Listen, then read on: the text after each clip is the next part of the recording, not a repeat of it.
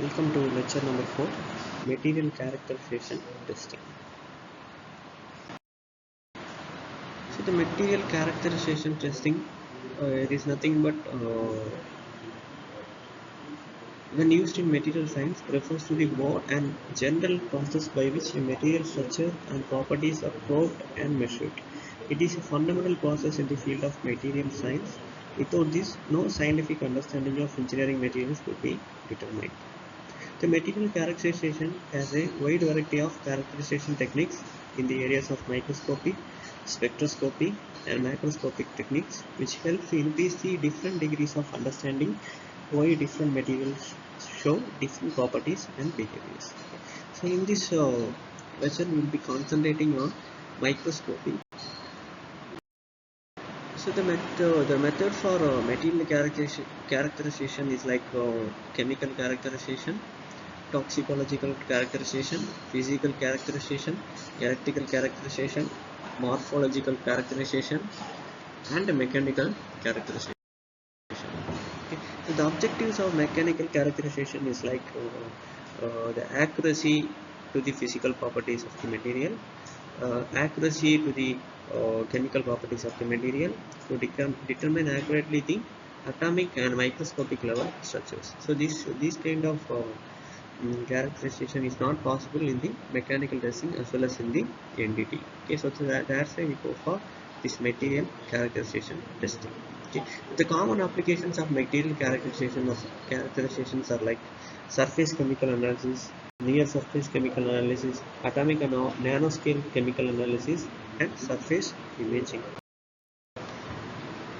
So the material characterization testing can be done by two types. So one is microscopic testing and another one is microscopic techniques. Okay, and also there are other two types, that is spectroscopy and nuclear spectroscopy. Okay, so first we can see what is meant by microscope. Okay, so once you understand the microscope, its working and the process we are going to carry out, so you can easily understand the how we can do the testing in the materials. Okay, so here we will be using two different kinds of microscopes, that is first one is simple microscopes and second one is compound microscope. Okay, the simple microscope, it uses only one lens. The compound microscope, we have more number of lenses. And also the second type, it is dark field microscope, and the last one, it is polarized light microscope. Okay, so first you can see what is meant by optical microscope. So this is the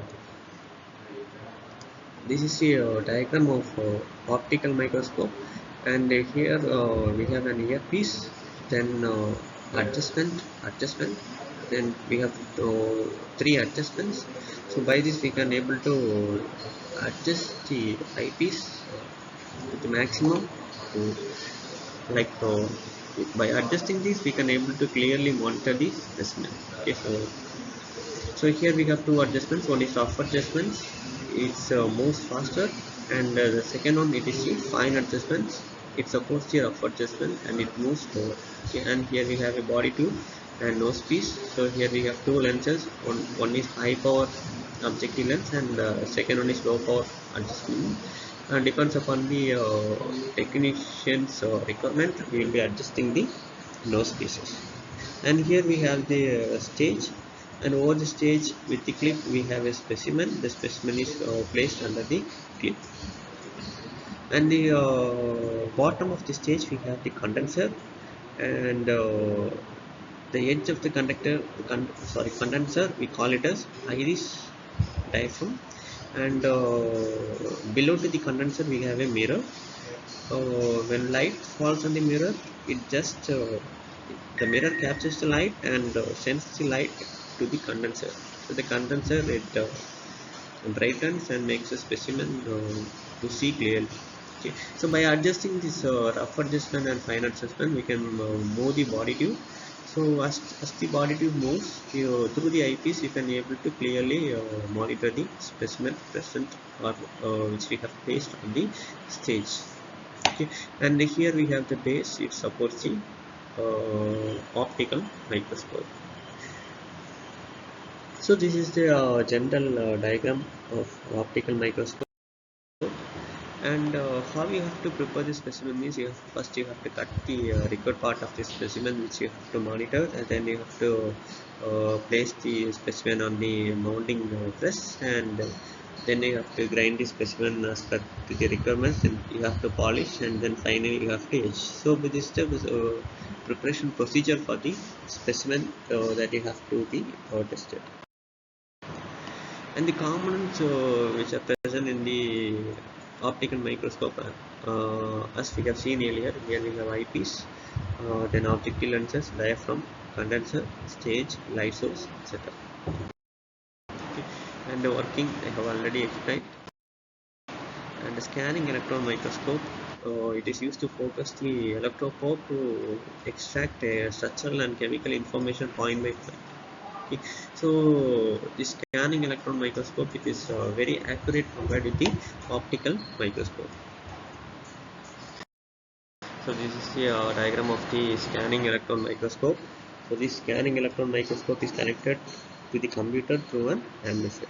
Okay, so the image we can able to clearly see it in the, or it can be it is displayed in the monitor or computer. Okay. So this is the cross-sectional view of the scanning electron microscope. And the next one, it is the transmission electron microscope. So we will be transmitting the electromagnetic waves. So by using that, we will be monitoring the specimen. So this is the cross-sectional view. So that's all about the material characterization techniques. Thank you.